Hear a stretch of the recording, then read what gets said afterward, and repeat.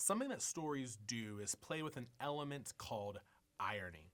We love and shake our heads at irony when something happens to the opposite of what one intended.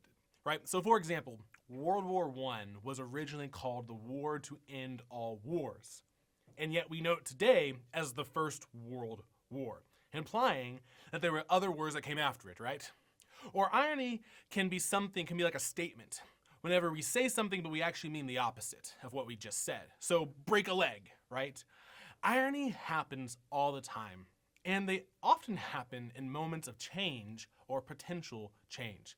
We tell people to break a leg when they are about to do something very important in their career or a very important performance in their life. And if you want to enter the story of Acts 9, 1 through 31 well, you have to go into it ready to see the irony and the change. Acts 9 brings forward a person that was mentioned in passing in Acts 7 and Acts 8, and that man's name is Saul. Saul was a persecutor of the church. His mission when the church began was to stomp it out.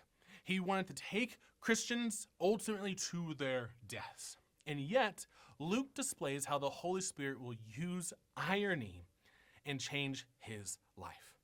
Did you notice how I keep saying what Saul did?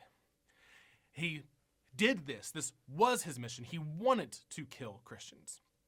But what we see in Acts 9 is that this is totally a past tense, because now Saul has converted into the faith. Saul was intending for one thing, but it turned out to be the opposite. Saul was murdering Christians, but later on, by the end of this passage, his life will actually be under threat. He sought to end people who belong to the way, and yet he will eventually be part of this same people. And the most obvious irony of them all within this chapter is that it is when he is made blind by Jesus that he's actually able to see. There are a lot of reversals throughout the book of Acts, but this one is one of the biggest ones. But this transformation is not just about sight. It's not just about belief. It's not just someone who thought one way and now thinks differently. Saul walks away not just changed intellectually, he is fully changed. He has a new comprehension. Jesus is Lord. He has a new community. He desires to associate with the disciples. And he has a new commitment to proclaim Jesus. Coming to Jesus means stepping into a changed life. And that's not just true of Saul, it's true for us today. Are we being changed by Jesus? I think this is actually an important question to ask on a yearly basis for ourselves, to see, are we allowing the Holy Spirit to transform us? Are we giving room for the Holy Spirit to actually bring transformation within our hearts to make us look more like Christ? And I think Saul's beginning of following Jesus helps give us some particular questions to ask.